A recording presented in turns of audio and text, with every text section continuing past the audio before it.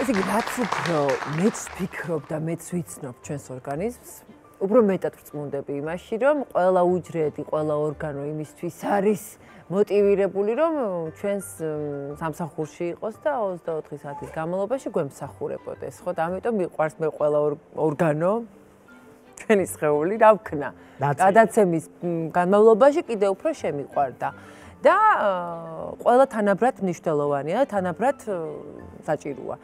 მაგრამ მაინც არსებობს სასიცოცხლოდ მნიშვნელოვანი ორგანოები. მიუხედავად იმისა, რომ ყველა ჩვენია, ყველა გვიყვარს. ნუ რაღაცების გარეშე შეიძლება ცხოვრება, მაგრამ რაღაცების გარეშე შეუძლებელია. რა თქმა უნდა, სასიცოცხლო ორგანოებიდან ადამიანების 99% ჩემი აზრით ვფიქრობ, რომ გული გაახსენდება. გული გაახსენდება. გული ნამდვილად არის სასიცოცხლოდ მნიშვნელოვანი ორგანო, მაგრამ გული მარტო არ არის ამ დატვირთვით მე მგონი, ხო? რა თქმა უნდა, თიკო ნამდვილად არ არის ღვიძლის ორგანო ადამიანის ორგანოში, რომლის ომისოდ სიცოცხლე წარმოუდგენელია. ამიტომ ხო თითოეულ ორგანოს თავისი ფუნქცია გააჩნია.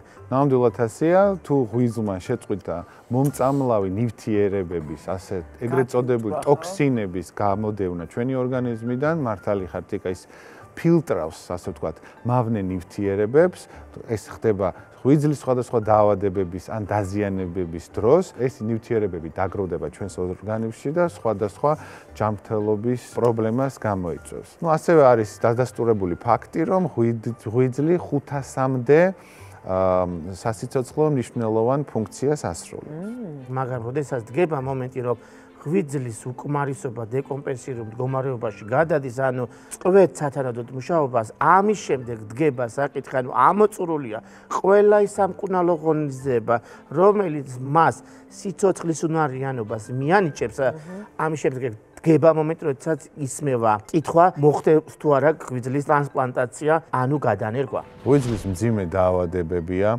ღვიძლის კიბო, ციროზი, ჰეპატიტი და სტეატოზი, რასაც ჩვენ ღვიძლის გაცხიმოვნებას უწოდებთ. ღვიძლის გადანერგვა შეიძლება მოხდეს მთლიანად, ან მოხდეს მისი გარკვეული ნაწილის გადანერგვა. ინერგება ცოცხალი დონორის ღვიძლის 40-დან 60%-მდე. მიუხედავად ამისა, დონორს შეუძლია ერთ თვეში დაუბრუნდეს ცხოვრების ჩვეულ რიტმს. რამდენიმე თვეში ნაწილობრივ ამოკვეთილი ღვიძლი თანდათან აღდგება. ანუ მას კარგი რეგენერაციის მას გააჩნია რეგენერაციის უნარი. ერთადერთი ორგანოა ასე. ყველაზე იმედიანი რეგენერაციის უნარი. სწრაფი რეგენერაციის უნარი. თუმცა მიუხედავად იმისა, რომ ესეთი არაჩვეულებრივი შანსი აქვს ღვიძლს, რომ თვითონ აღდგეს და დაუშვათ თავიც აღიდგინოს, მაინც მიუხედავად ამისა, როგორც ირკვევა მსოფლიოში წელიწადში 10,000-ზე მეტი ტრანსპლანტაცია ხორციელდება და როგორც წესი, დროული ტრანსპლანტაციის შემთხვევაში 80% არის დადებითი შედეგის მქონე.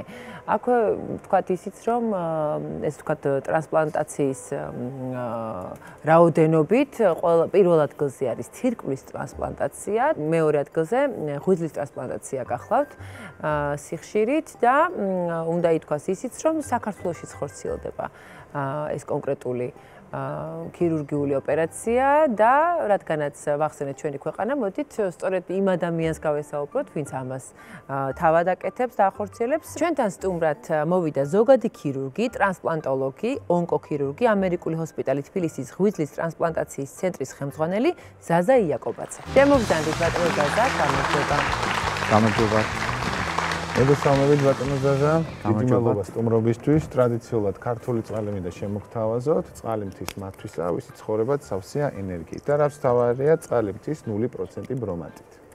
დიდი მადლობა. მადლობა რომ მოხვედით, იმიტომ რომ ძალიან მნიშვნელოვანი საკითხი რაზეც საუბრობთ და პირველი ვიკითხავთ ალბათ იმ ფაქტორებს, რომელიც ხდის გარდაუვალს, ასე ვთქვათ, ღვიძლის ტრანსპლანტაციის საჭიროებას და ასევე თუ შეგიძლიათ მანამდე გითხრათ, დავუშვათ რისგან უნდა დაიცვას პაციენტმა თავი, რომ ასეთი საჭიროება არ დაუდგეს, რა უნდა ქნას ან რა არ გააკეთოს პირიქით. მინდა ყურადღება გავამახვილო იმ მდგომარეობაზე, თუ რის გამო შეიძლება განვითარდეს, ესე ვთქვათ, ღვიძლის უკმარისობა. ის თავის მიმდინარეობის და ხასიათის მიხედვით შეიძლება დავყოთ ორ კატეგორიად, ეს არის მწვავე ღვიძლის უკმარისობა და ქრონიკული ღვიძლის უკმარისობა. მწვავეა, როდესაც ამა თუ იმ მიზეზის გამო ესენი შეიძლება იყოს ინტოქსიკაციის ფონზე, კვებისმიერი სოკოთი მოწამვლა, მედიკამენტური შეიძლება ეს იყოს პარაცეტამოლის დიდი დოზებით, რა თქმა უნდა, ანტიელმინტური ჭიების, ასე ვთქვათ, სამკურნალო მედიკამენტების ჭარბი დოზებით მოხმარების და ასე შემდეგ. ქრონიკული ღვიძლის უკმარისობა, რომელიც გამოწვეული მიზეზების მიხედვით დიდებში, ასე ვთქვათ, მოზრდილებში ხშირი მიზეზია ვირუსული ჰეპატიტები, ეს არის ჰეპატიტი B, C, A და ასე შემდეგ. არის ალკოჰოლით ფონზე გამოწვეული ღვიძლის უკმარისობა, ჭარბი ალკოჰოლის მოხმარების ფონზე განვითარებული ღვიძლის უკმარისობა, მეტაბოლური დაავადებებით და ასე შემდეგ. ბავშვებში ხშირად ჭარბობს თანდაყოლილი მდგომარეობა, ეს არის ბილიარული ატრიაზიები, აუტოიმუნური დაავადებები და ასე შემდეგ.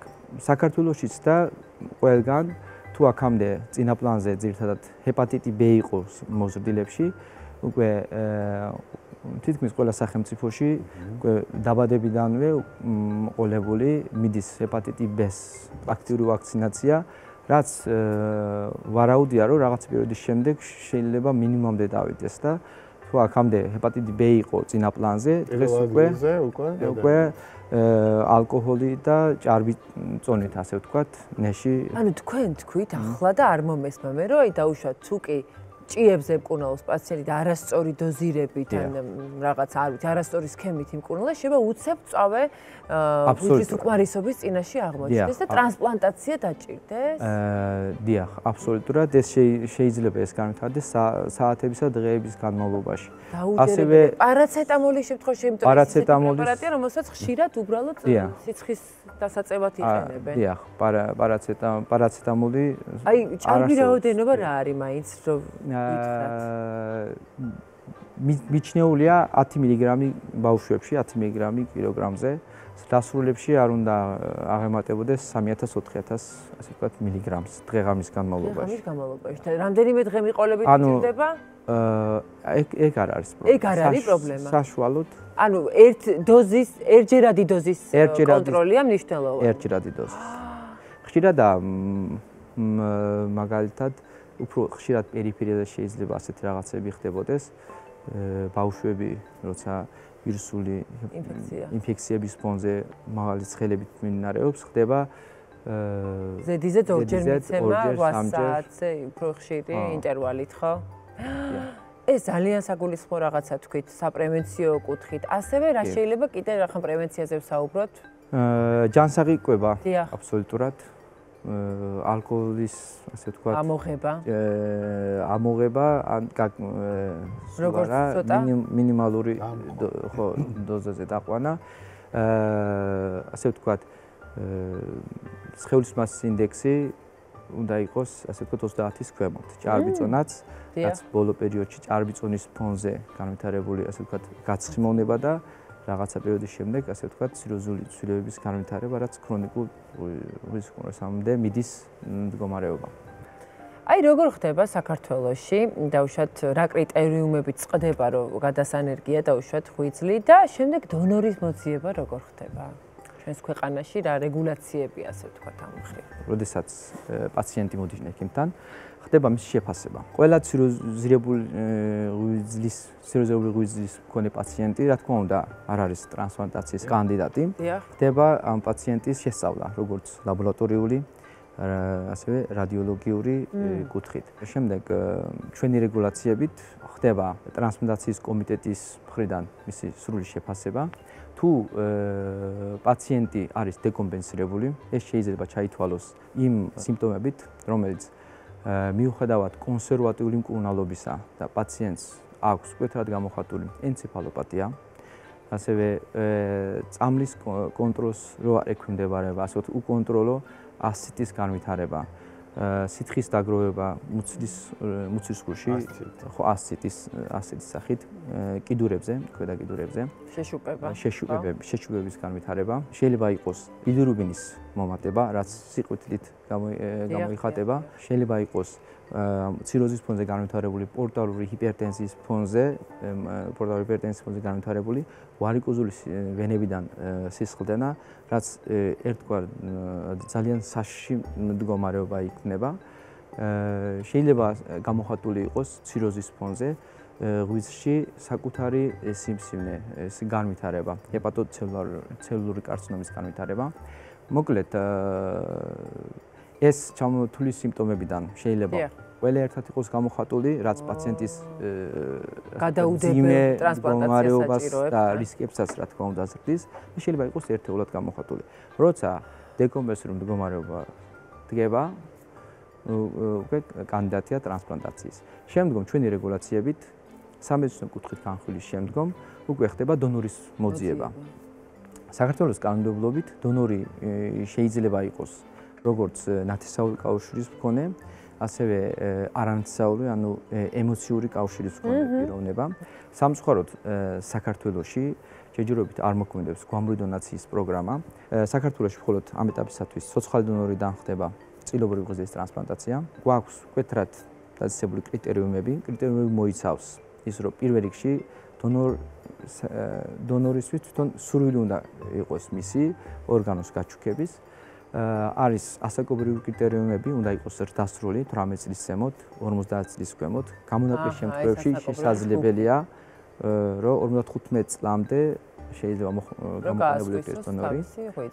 არ უნდა იყოს აბსოლუტურად ჯანმრთელი, არ უნდა ჰქონდეს გადატანილი რაიმე ოპერაცია, განსაკუთრებით ჯიპის მუცლის ზედა ნაწილში განსაკუთრებით, რაც ტექნიკურ სირთულეებში შეიძლება შექმნას. უნდა იყოს სისხლის ჯგუფობრიობით თანხმდრაში. სისხლის ჯგუფობრიობით. ესეც შეუთავსებლობა რო არ მოხდეს.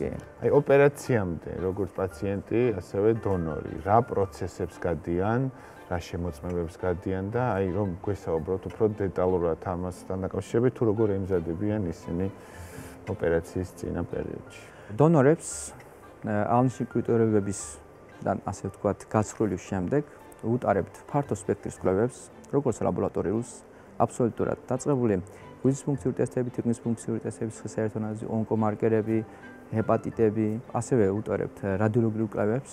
კონსულტირებული ხდება ყველა დონორი აბსოლუტურად კარდიოლოგის მხრიდან, თერაპევტის მხრიდან, ანესთეზიოლოგის მხრიდან.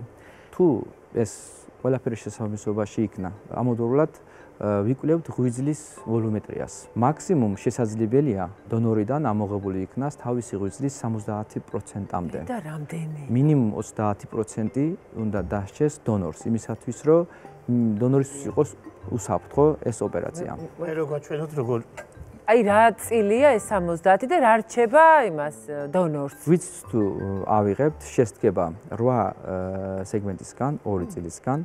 ღვიძლის დაახლოებით, ესე იგი, მარცხენა ლატერალური სექტორი, ანუ პალციფორმული ლიგამენტის მარცხენა ნაწილი, დაახლოებით წარმოადგენს ღვიძლის 25%-ს. ანუ ბავშვთა კონტინგენტისთვის ვიყენებთ ძირითადად მარცხენა ლატერალურ სექტორს. გადასანერგად. აი ეს ყოფილი. დასრულებში კიდე ძირითადად გამოიყენება მარჯვენა წილი, ღვიძლის მარჯვენა წილი. ღვიძლის 70%-მდე შესაძლებელია, რომ ამოღებული იქნას. მას ვსაზღვრავთ ჩვენ ოპერაციის წინ გაკეთებული, ასე ვთქვათ, ვოლუმეტრიული ტომოგრაფიით. სპეციალურ ხაზებზე ხდება ღვიძლის გაჭრა, ისე უნდა გაიჭრას, რომ გაჭრის შემთხვევაში ის დანამატები, ანუ შემსვლელი და გამომსვლელი, ასე ვთქვათ, არტერიები, არტერია, კარის ვენა, პორტალური ვენა და სანავლო გზები ამოსაღებ მხარესაც დარჩეს და დარჩენილ დონორის მხარესაც დარჩეს. ამიტომ სპეციალურ ხაზებზე იჭირება. თუ წინასწარი გამოთვლებით იმაზე ნაკლები რჩება დონორს, ანუ 30%-ზე ნაკლები რჩება, მაშინ ის დონორობიდან ჩაიხსნება. მიზანი არის ის, რომ ერთი პაციენტის სიცოცხლე გადარჩენილი იქნას აბსოლუტურად ჯანსაღი ჯანმრთელი ადამიანის დონორის ხარჯზე. ამიტომ დონორის უსაფრთხოება მაქსიმალურად უნდა იყოს დაცული. სამედიცინო კუთხის გავლის შემდგომ მერე იწყება ფორმალური მხარეები, ასე ვთქვათ. რა თქმა უნდა, წინა საოპერაციო მომზადებაში აუცილებლად ჩართულია ფსიქოლოგიც, ფსიქიატრიც. ეს ორივესთვის, დონორისთვისაც და რეციპიენტის. აბსოლუტურად ორივესთვის, დონორისთვის განსაკუთრებით. შემდგომ ტრანსპლანტაციის წარმოებისათვის აუცილებელი პირობა არის, რომ თანხმობა იყოს ტრანსპლანტაციის საბჭოდან, საქართველოს ტრანსპლანტაციის საბჭოდან, ხდება წერილობით, ასე ვთქვათ, მიმართვა, წერილობით თანხმობის მიღება. თუ დონორი და რეციპიენტი ნათესაური კავშირის მქონე პირებია, ხდება ეთიკური კომისიიდან გავლა, თუ ემოციური კავშირის მქონე პირებია, გარდა ეთიკური კომისიისა, აუცილებლად თანხმობა ჭირდება სასამართლო ინსტანციიდან, ასე ვთქვათ. ანუ საკმაოდ ხანგრძლივი პროცესი გამოდის. ეს წინა საოპერაციო სამზადისები დაახლოებით ეს შეიძლება სამედიცინო კუთხით ერთ-ორ დღეში შესაძლებელია რომ შესწავლილი იქნას, მაგრამ ფორმალური მხარე 4 კვირა გრძელდება, 3-4 კვირა. 3-4 კვირა გრძელდება. რა ხდება შემდგომ?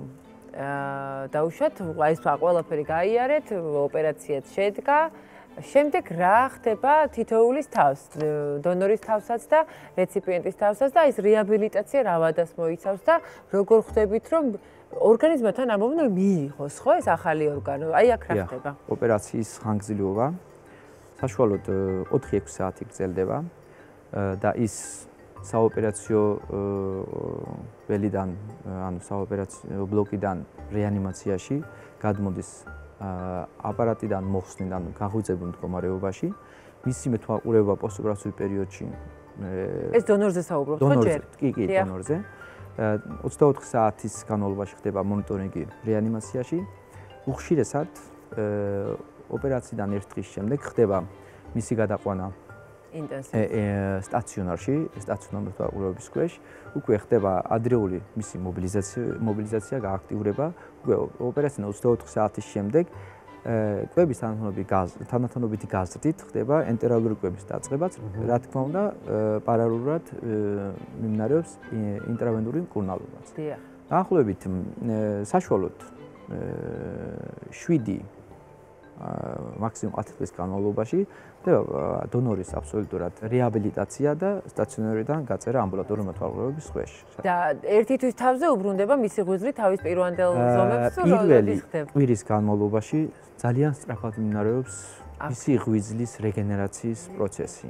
აი ხშირად ვადარებთ ჩვენ ექიმები,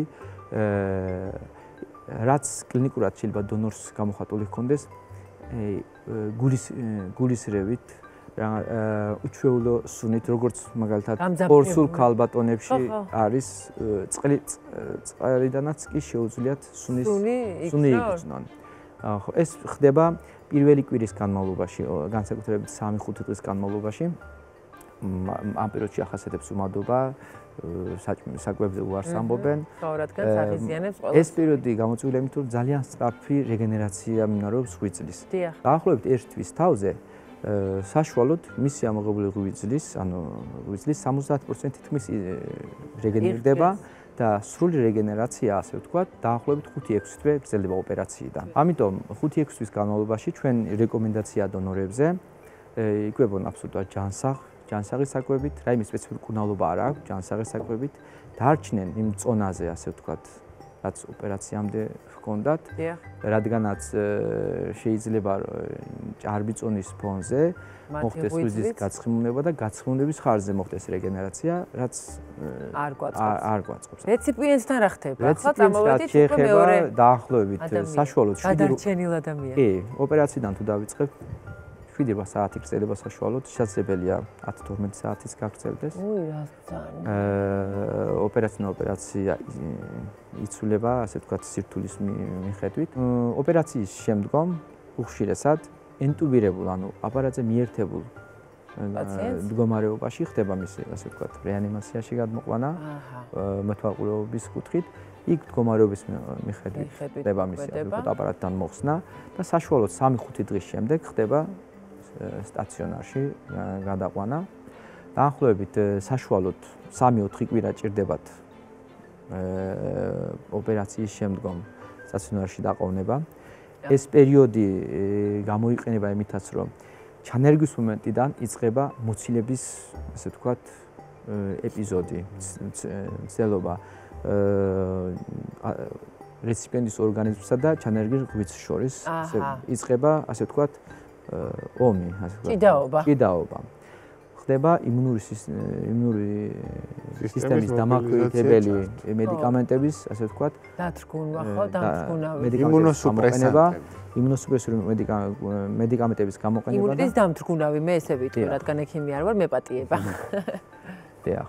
და მის რეგულაციას დაახლოებით ეგ პერიოდი გჭირდება.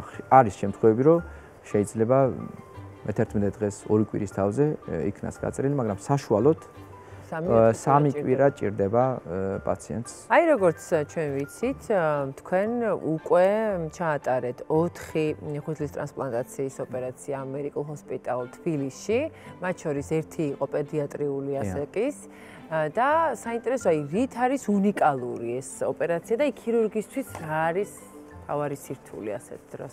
ზოგადად ქირურგიაში ღვიძლის ტრანსპლანტაცია ითვლება ერთ-ერთ ურთულეს და უნიკალურ ოპერაციად, გამომდინარე მისი მასშტაბური და ასე ვთქვათ, კომპლექსური მდგომარეობით.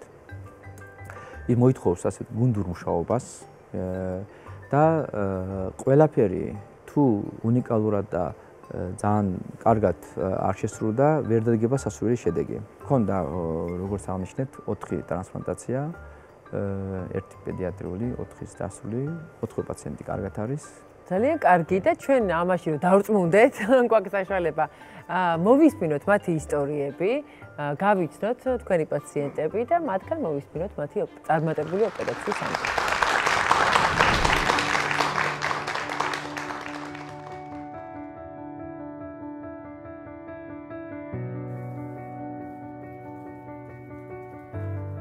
სიმართლე გითხრათ, ექიმობა ბავშვობიდან ჩემი უცნება არ იყო. ბიძაჩემის, ასე ვთქვათ, დიდი დაჟინება და თხოვნა იყო, რომ გამოსულიყავი, ასე ვთქვათ, ექიმი. მეორე კურსის დახურვის შემდგომ უკვე გავითავისე, რომ მე ნამდვილად ექიმი უნდა გამოვიდე. შემიყვარა თან ეს სპეციალობა და ექიმი თუ გამოვალ, ხოლო ზოგადი ქირურგი უნდა გამოვიდე მეთქი. სამედიცინო განათლების პირველ 2 წლის განმავლობაში საავადმყოფოებში გავლილი პერიოდის დროს ვიგრძენი ის სითბო და ის მადლიერება პაციენტებისა ექიმების მიმართ და გამიჩნდა სრული, რომ აი ეს მადლიერება და ეს სიკეთე, რაც შეიძლება ექიმმა პაციენტს აჩუქოს და პაციენტთან მიიღოს ეს მადლიერება, არც ერთ სხვა სპეციალობას არ შეიძლება რომ ჰქონოდა. და 2008 წელს, როდესაც მე წავედი თურქეთში კერძოდ ეგეუს უნივერსიტეტში რეზიდენტურის გასავლელად ზოგად ქირურგიაში. იქ წარმატებით ტარდებოდა სხვა ყველა დიდ ოპერაციებთან ერთად, კარგად იყო განვითარებული ღვიძლის ტრანსპლანტაცია და ჰეპატოანკრეტობილიარული ქირურგია. ჩემი ყურადღება ამ ოპერაციის უნიკალურობამ მიიპყრო იმ მომენტისათვის საქართველოში ამ სტილის ანუ ღვიძლის ტრანსპლანტაცია არ ტარდებოდა. ჩვენ ყავდა ბევრი პაციენტები საქართველოსდან. ხედავდი,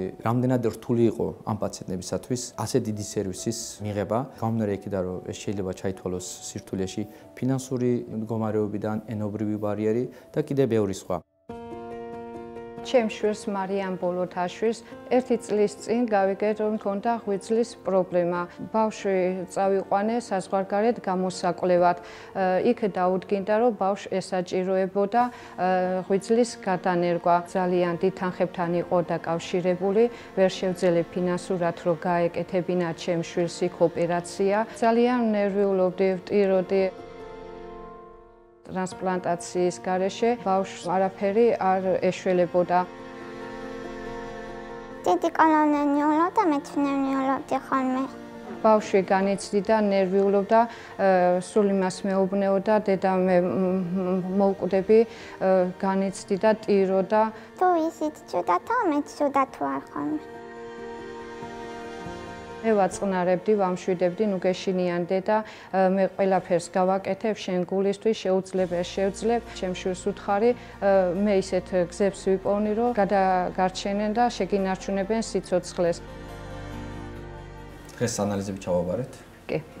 ძალიან კარგი. მედიკამენტებზე ჯერჯერობით ცვლილება არ არის, ეს ანალიზები ახლა ჩვენი კონტროლის მიხედვით ყველაფერი, ასე ვთქვათ, პოსტოპერაციულ მდგომარეობაში შეეფერება. მივიღე გადაწყვეტილება ამ სფეროში მიმეღო უმაღლესი განათლება და შემდგომ დაუბრუნებულიყავი ჩემს ქვეყანაში, ჩემს სამშობლოში და ამეწყო და ისეთი ცენტრი, სადაც მიიღებდნენ იმ ხარისხის და იმ მასშტაბის ოპერაციას, როგორიც არის თუნდაც აჯიბანების კენჭის საავადმყოფოში ან ნებისმიერი მსოფლიოში ყველა კარგ წამყვან კლინიკებში პროგრამის განხორციელებისათვის, ასე ვთქვათ, საჭირო იყო ისეთი საავადმყოფო, სადაც იქნებოდა ამ ჩემი, ასე ვთქვათ, იდეის განხორციელება. სწორედ ამერიკული ჰოსპიტალი თბილისი იყო ის ჰოსპიტალი, სადაც ჩემი შეხედულება ამ საკითხთან დაკავშირებით თანხმდერაში იყო. უცხოეთში ჩემი სამედიცინო მოღვაწეობის 16 წლიანი სამედიცინო მოღვაწეობიდან დაახლოებით 8 წელნახევარი მუშაობდი აჯმანების კენტის საავადმყოფოში. 8.5 წლის განმავლობაში მონაწილეობა მაქვს მიღებული 1000-ზე მეტ ონკოლოგიურ და არაონკოლოგიურ ოპერაციებში, მათგან 500 ღვიძლის ტრანსპლანტაცია. მიუხედავად ამ მრავალწლიანი გამოცდილებისა, ზოგჯერ ხდება ისეთი შემთხვევები, რომელიც ჩვენში იწვევს ემპათიასა და განსაკუთრებით ემოციურია. შეიძლება ასეთ მაგალითად ჩავთვალოთ ჩვენი პატარა გოგონას, მარიამისა და მისი დედის შემთხვევა. თურქეთიდან რო დავბრუნდით, ჩამოვედით და მოვაკითხეთ ამერიკულ ჰოსპიტალს. მარიამის დედას ჩვენ ჩავუტარეთ წინა საოპერაციო კვლევები და დადგინდა, რომ ის დონორობისთვის სრულ შესაბამისობაში იყო და გაკეთდა ტრანსპლანტაცია. ჩემს შვილს მეორედ ვაჩუქეს სიცოცხლე. ამერიკულ ჰოსპიტალში თბილისში ჩვენი პირველი ტრანსპლანტაცია იყო გასული წლის 19 ივლისს. ეს იყო პაციენტი ამირან წილოსანი. ტრანსპლანტაციამდე ჰქონდა ღვიძლის ციროზი და უკმარისობა დაახლოებით 10 წლის განმავლობაში. 10 წელი ვემზადებოდი, ბოლოს გამისკდა ვარიკოზული ვენები. აი ამის შემდეგ უკვე დავაჩქარე ოპერაციის გაკეთება. ეს ჩვენი პირველი ოპერაცია იყო როგორც ამ კლინიკისთვის, ასევე ჩემი საქართველოში. ძალიან ემოციითა და სტრესით დატვირთული ვიყავი, არ დაგიმალავ. ოპერაციამ ჩაიარა ბრწყინვალედ. რეაბილიტაციას რაც შეეხება, ყველაფერი კარგად, დადებით. ყოველ 2 კვირაში მოვდივარ აქ ანალიზებს ღებულობ. ყველანაირად ყოფილია ექიმიც და მეც რა თქმა უნდა. დღეს უკვე შემიძლია ვთქვა, რომ 4 განარიგილი პაციენტი გვყავს და 4 პაციენტი არიან დამოუკიდებლად მდგომარეობაში და ყველა განარიგილი პაციენტის პოსტოპერაციულ ბეთვარყურეობას, როგორც ქირურგიულ ასპექტში, ასევე მედიკამენტური, ანუ იმუნური სისტემის დამაქვეითებელი მედიკამენტების რეგულაციის კუთხით ჩვენ ვაკეთებთ მათ, ასე ვთქვათ, მონიტორინგს, როგორც ადრეულ, ასევე გვიან პერიოდში მთელი ცხოვრების განმავლობაში. მე დღეს თავმაც შემიძლია ვთქვა, რომ ამერიკულ ჰოსპიტალ თბილისს ყავს ყველა სხვა მმართველებებთან ერთად კარგად გამართული ანესთეზიოლოგიისა და რეანიმაციის დეპარტამენტი, როგორც მოსჯელებისათვის, ასევე პედიატრიული кейსებისათვის. დღეს ამერიკულ ჰოსპიტალ თბილისს გააჩნია საქართველოში პირველი JCI აკრედიტაციის მქონე ტრანსპლანტაციის ცენტრი. ეს არის საერთაშორისო აკრედიტაციის ოქროს სტანდარტი, რომელიც განსაზღვრავს პაციენტების მოვლისა და მონიტორინგის თანამედროვე პრინციპებს.